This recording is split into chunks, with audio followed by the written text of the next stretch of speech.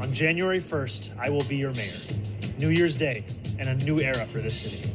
Oh, and one more thing. Welcome to Red Pill Nation, where we celebrate common sense with a daily dose of truth.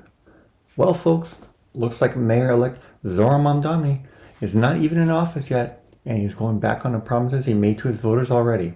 He just released a video that, well, comes off as one big pipe dream with a classic socialist grift added at the end.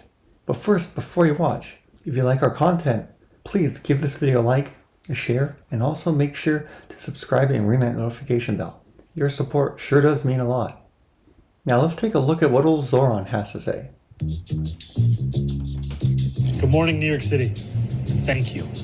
Last night we made history, and today we begin the work of making a new administration. Welcome to the transition.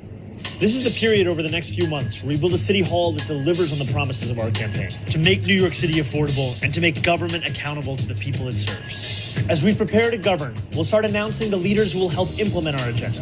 People like deputy mayors who oversee entire areas of government and the commissioners who carry out the critical work of city agencies. These appointments will be driven by excellence, integrity, and hunger to solve old problems with new solutions. Talking to organizers on the front lines of the fight to improve our city, government veterans with proven track records, policy experts from around the country and the world, and working people who know better than anyone what our neighborhoods deserve.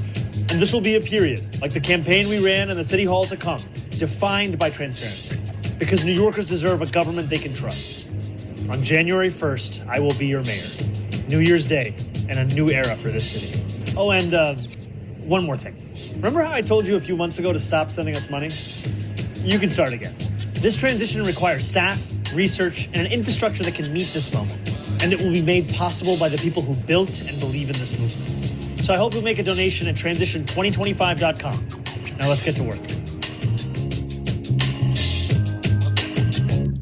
So, Zohran Mamdani, yeah, turns out he stretched the truth a lot during his campaign. It's surprising, right? Honestly, this feels like the same old song and dance we've seen from practically every politician like him. You know, the ones who sound like they're reading from the communist leader's playbook. We're going to tax the rich until they weep. Money for the poor. The working class is finally going to catch a break. Sounds amazing, right? Like a fairy tale where everyone finds their own pot of gold. But then they get the power. And guess what happens? The pot is empty if they're lucky. The rich guys aren't stupid. What do you think they're going to do? Exactly. They're going to just pick up their cash and move it elsewhere. So then, who gets left holding the empty bag? Us, the regular folks, the middle-class families struggling just to put dinner on the table and keep the lights on. We're the ones who always end up footing the bill when these big promises fall apart. That's the fundamental reason why this kind of approach never works. Wealthy people will contribute a ton to their city or state through taxes and everything else, right up until they start to get blood dry.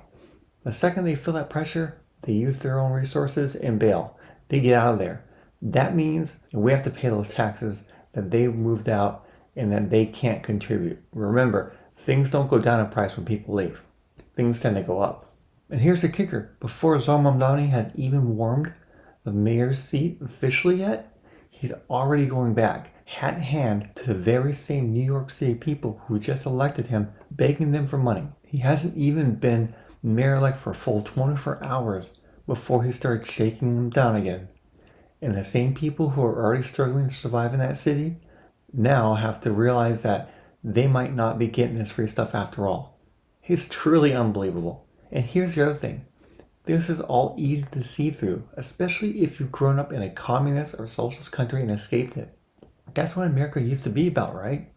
Well, Fox News took the time to interview someone who'd grown up in one of these countries, and what she has to say is as disturbing as it is predictable. With that, we bring in anti-communist activist Xi Van Fleet, a survivor of China's Cultural Revolution, sent to work in the countryside when she was 16 years old. After Mao died, she went to college to learn English and has lived in the United States since 1986. Xi, thank you very much. It's great to see you again. And we all remember your very strong statements as the statues were being pulled down in this this country in 2021 about what you recognized and what you saw that looked very much like communist China. What's your reaction to this election in New York? Yeah, what I have to say is 39 years ago, I escaped communism to come to America for freedom. And 30 years later, I see communists defeated capitalism. And it is just absolutely unbelievable that the New Yorkers choose a socialist and a communist to be their mayor.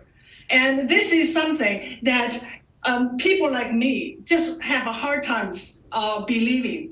Because while they are cheering for the new mayor who promised them everything free, in 1949, hundreds of millions of Chinese poor peasants cheered the CCP when they took over China. And also my parents, as part of the useful idiot, abandoned their well-to-do family and joined the revolution, believing the change and the hope that China will be a better country. Only 9 years later, they found out that the liberation they were hoping for turned out to be serfdom. 40 to 50 million Chinese starved to death. And China was really become a place that there's just not only no freedom, and there is absolutely, I call it slavery. And this is something that so many Americans do not know. They're cheering today. They don't know the second part of the movie. I was in the second part of the movie. That is not going to end well. I try to warn them, and people like me try to warn them. Socialism is evil. Socialism will bring disaster and misery to everyone, but they're determined to find out themselves. So we'll see. Now, folks, what do you think? Please discuss in the comments below, and we'll see you in the next one.